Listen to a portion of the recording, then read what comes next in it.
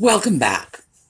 So let's continue with our post-holiday sales at the Fancy Schmancy Antique Store, because I did get to bring a few things home and I want you to see them.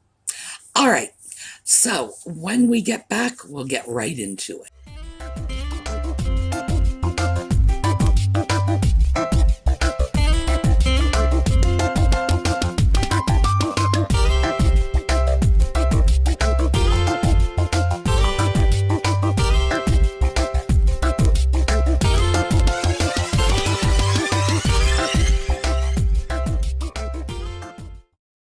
Well, we're starting now up on the third floor, and I went to the area. It's the far end of the store as you go up the stairs, but because the stairs are at the back of the store, it's the front end of the store. And I did get a chance to see an interesting steampunk piece. So, for all you steampunks out there, or for all those of you who like industrial design, let's take a look at this. Very industrial steampunk here. They have an interesting wooden gear, a lever, nice looking piece. Now, the last time I was here, right over here, they had a very, very interesting steampunk console, approximately the same size, in this spot. No price on it, and again, I neglected to leave my card at the front desk. I'm not making that mistake. So, we're going to see what we can do about getting that lamp. Now, I didn't bother to get a price on that piece. I'm sure it's going to be very high. But I did ask down at the counter. And those pieces are not, as I had originally thought, one of a kind. Apparently, these are just mass-produced pieces, which means that, for me, they are of no interest at all. I like my steampunk to be one of a kind. So that's one of the reasons that when we look at things like steampunk floor lamps, and we will, you will notice that these are not lamps I have purchased as steampunk pieces. These are pieces I have purchased and turned into steampunk pieces myself, because I'd rather have a one-of-a-kind piece than something that came off an assembly line. As far as I'm concerned, that's the whole point of steampunk. If it's not art, I'm not interested. As I was wandering through, and we're still in the same area, third floor near the front, guess what I found? Ooh, take a look. So look what we have here. Nowhere near as offensive as the one that follows me around Bedford, and I'm sure she's out to get me. I would look at this and say, no, this is not an offensive doll. But I'm guessing dolls of this sort are becoming a thing, because even though the fabric on this doll is worn, this is a modern doll. This doll is not as old as it appears to be. So, again, apparently, this is a thing. So, I am concluding that this is a thing. This is somehow some weird new thing that I just totally missed out on. I don't know what this is. I am familiar with the concept of gollywog dolls, which I personally find revolting. I'm sorry. I can't sugarcoat it in any way for you. I find the whole concept of that repulsive, because they are dolls made in the modern era. If I found a genuinely old doll that was a black doll, and by the way, one of my Bedford videos, I will show you some of those. Those are great. I love those. They're beautiful. They're not offensive. But these, I don't get the appeal. I'm sorry, but I'll tell you, I'm seeing them all over the place now. So I'm beginning to think this is some weird 21st century fad that I somehow missed out on, thankfully. And I just need to stop looking at it like it's something strange and unusual because it's starting to occur to me that it's not, that these are things that are just all over the place. And if I don't like it, I can just, you know, stick it because what can I say? If it's out there and people are dealing with it, well, just because I mean, I don't like a lot of things people deal with. Don't get me wrong. Yeah, I don't like drinking and driving, and that's not all that uncommon. But I'm starting to think this is a thing. Uh, so, what can I say? Society is moving in a different direction, and I'm starting to sound like my grandmother. You know, I don't like the way the younger generation is turning out. I guess I'll have to get over it. All right, next thing up. I found a very pretty piece, and the only thing that really surprised me about this piece was why it was there for me when I walked in, why someone else hadn't beaten me to it. So let's take a look. Well, look at this. This is a gorgeous hair receiver, hand painted. My first thought was Nippon, and it turns out it's Bavarian. $10. Oh, yes, coming home with me. Now, we've talked about this before. Head to head, the German pieces and the Japanese pieces are very comparable. In general, you can get the same quality, the same craftsmanship from Japan that you got from Europe. But for some reason, the European pieces sell at much higher prices. I don't understand why that is, because strictly on the merits of the porcelain, with no other consideration, the Japanese pieces are just as good, if not better. So as I mentioned in the filming, when I saw that piece, my first thought was, ooh, Nippon hair receiver. No, Bavarian hair receiver. It certainly did come home with me. I do use them. I put fragrance beads in them, and I have them all over the place, and I love them.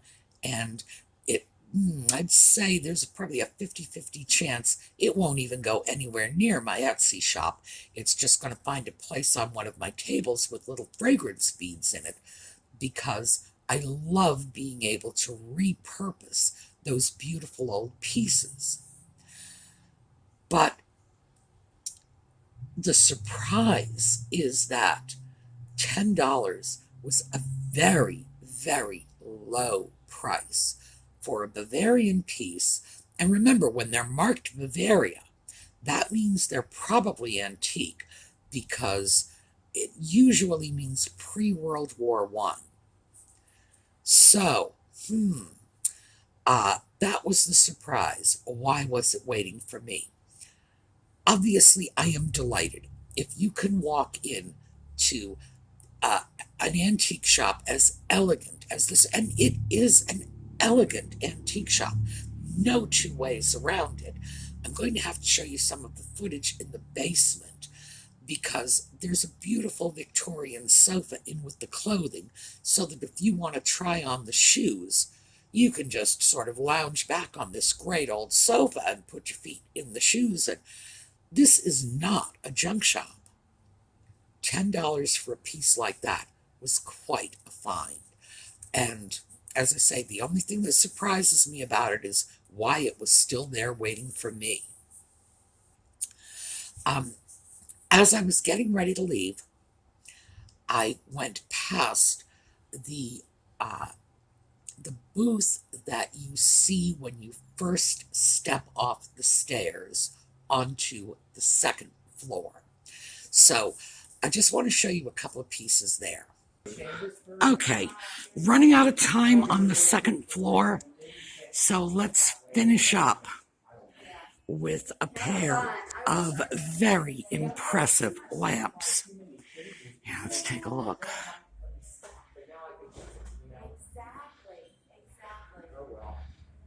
All right, so next time we come back, we're going to start on the second floor so that we can go through it in a little more detail.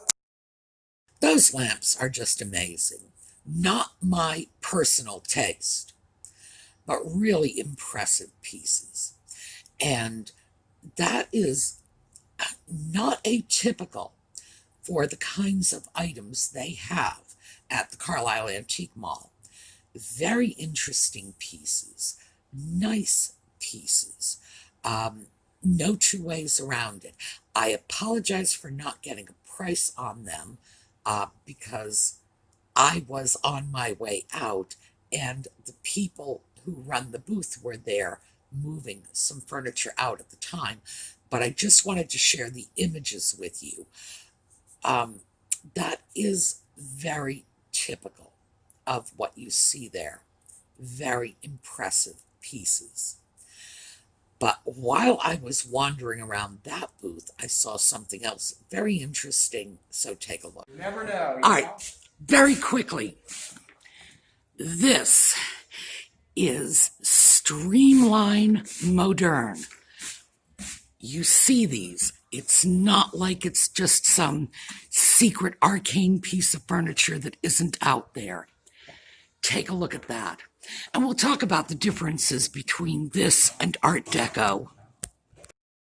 Yes, Art Modern or Streamline Modern. This is America's version of Art Deco. The fellow who was running the booth had said to me, well, that's a waterfall piece. I said, you can call it what you please. I know what it is. Art Modern.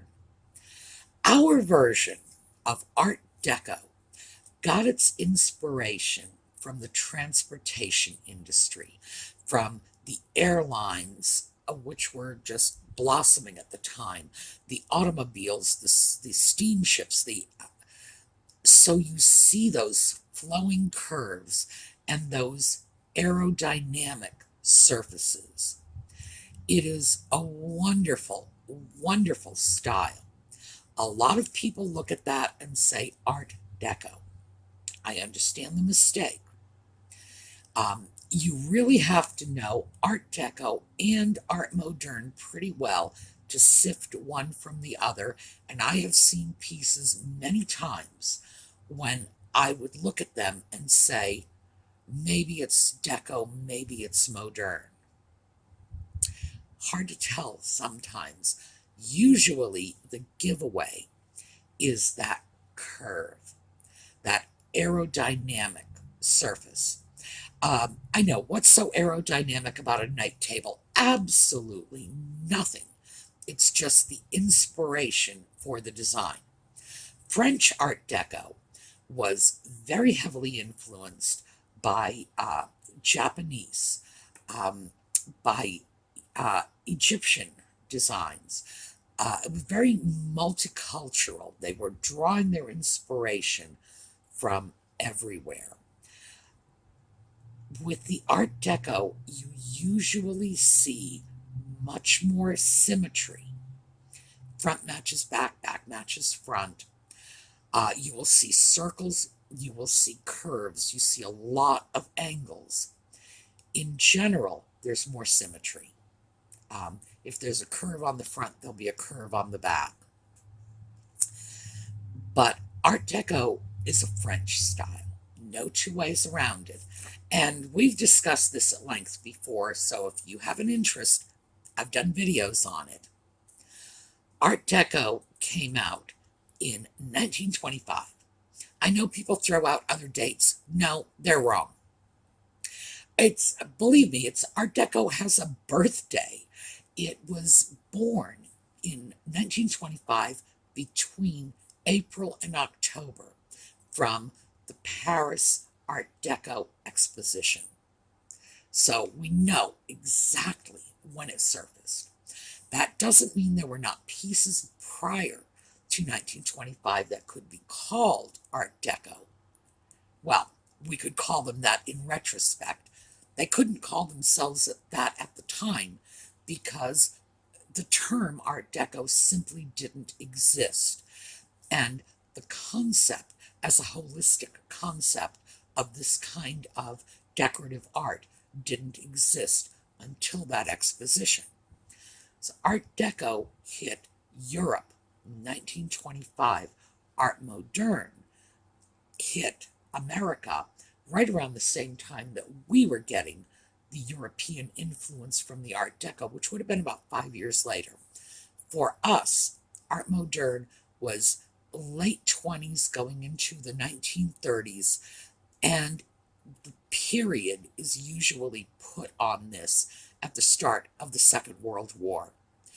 I love Streamline Modern. I really do. I don't have much of it around. I think I have a couple of pieces, but it's a style I'm very fond of. It blends beautifully with Art Deco, and interestingly enough, it doesn't do well with anything else really, because like many of these rebellion styles, we are so modern, they were rejecting the previous design elements.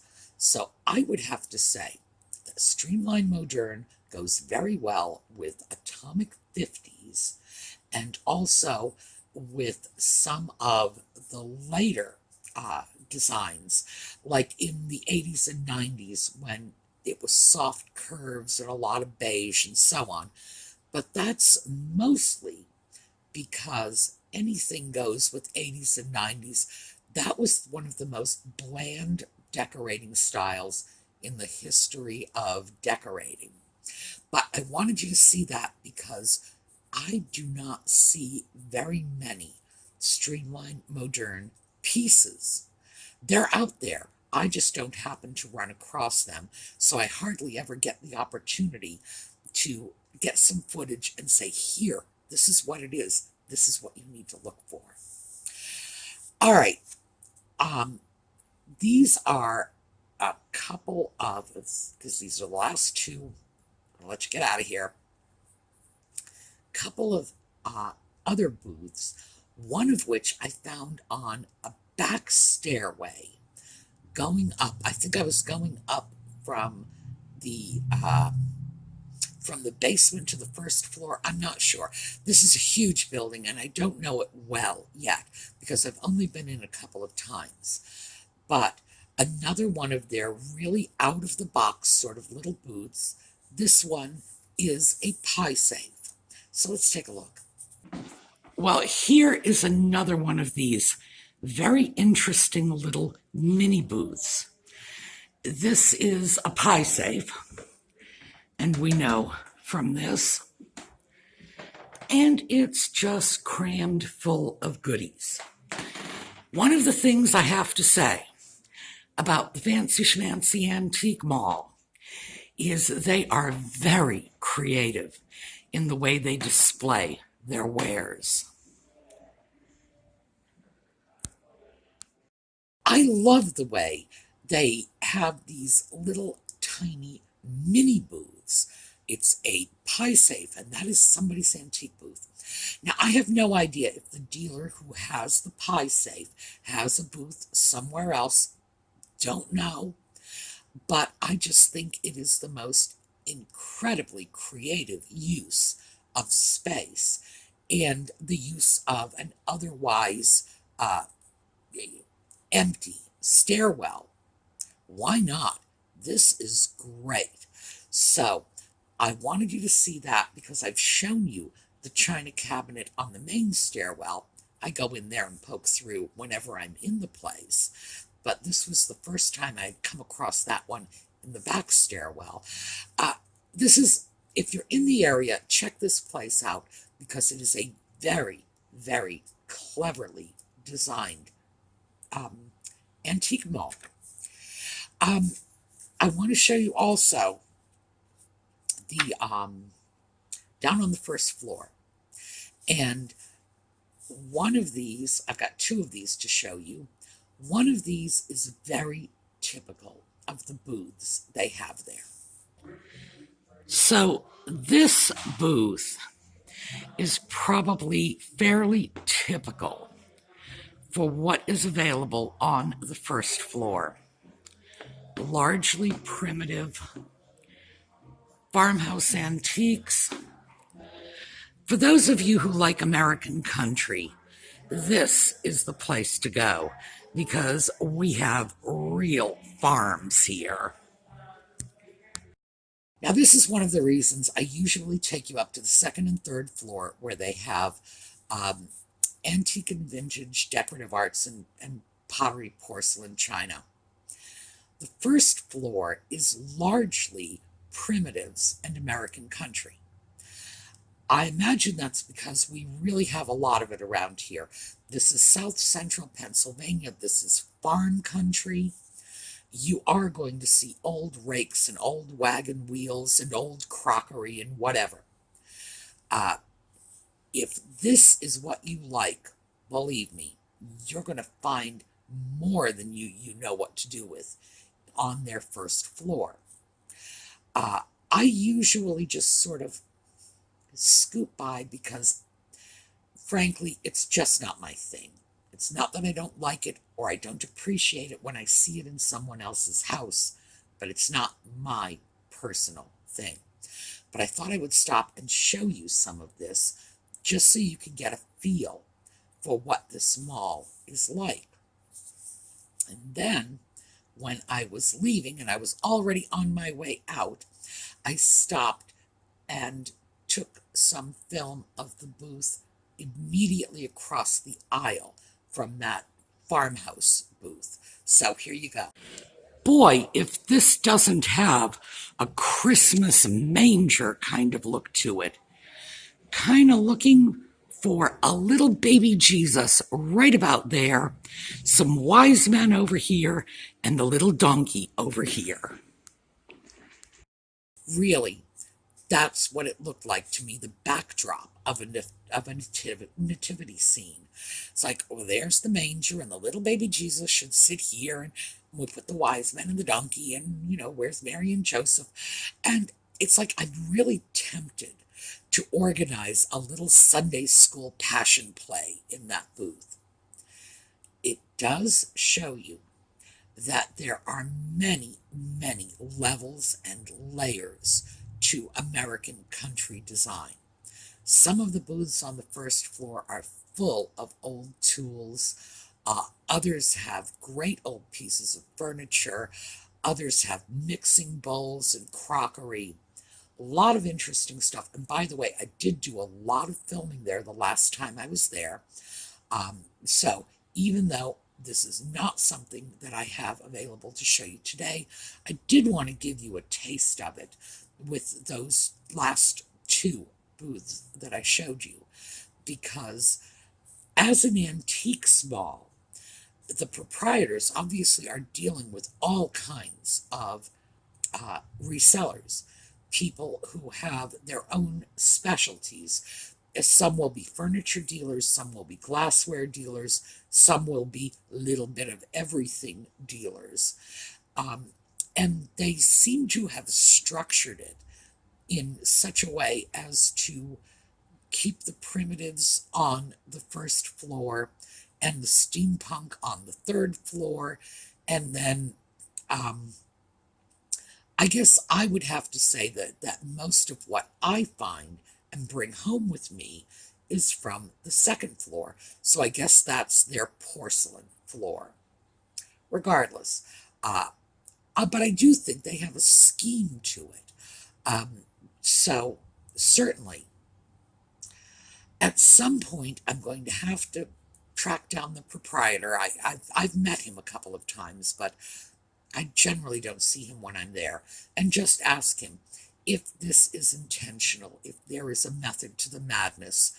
It could just be coincidental, or it could be that dealers would prefer to be next to dealers who are selling the same kinds of things, on the theory that if someone goes to your neighbor's booth and they're looking for something that you have, maybe you'll get some of the overspill business.